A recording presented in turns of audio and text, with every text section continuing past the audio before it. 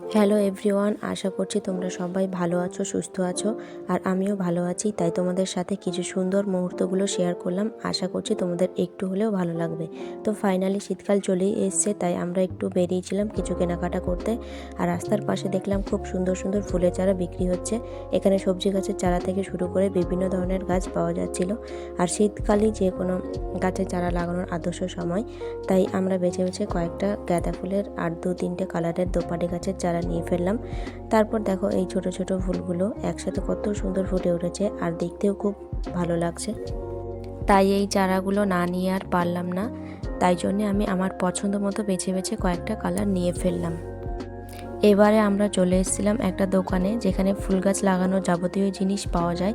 তাছাড়াও দেখো কত সুন্দর সুন্দর বিভিন্ন রকমের রেডিমেড ফুল, একদম অরিজিনাল ফুলের মতো দেখতে লাগছে।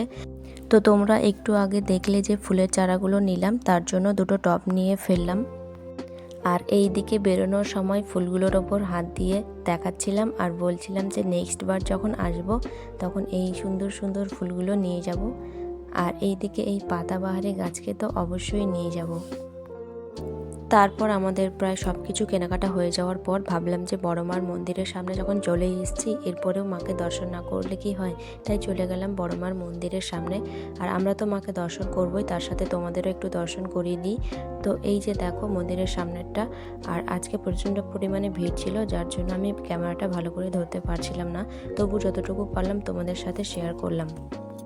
আর দেখো মন্দিরের মিডিলের ছবিগুলো কত অপূর্ব লাগছে, দিনের বেলার থেকে রাতের দৃশ্যটা সুন্দরভাবে ফুটে উঠেছে। এবারে চলো মাকে একটু দর্শন করে নিই। মন্দিরের ভিতরে বেশিক্ষণ ভিডিও করা অ্যালাউড না, তাই অল্প একটু দেখাতে পারলাম ভিডিওটা। এখানেই শেষ করলাম। সবাই ভালো থেকো, দেখা হবে অন্য কোনো ভিডিওতে।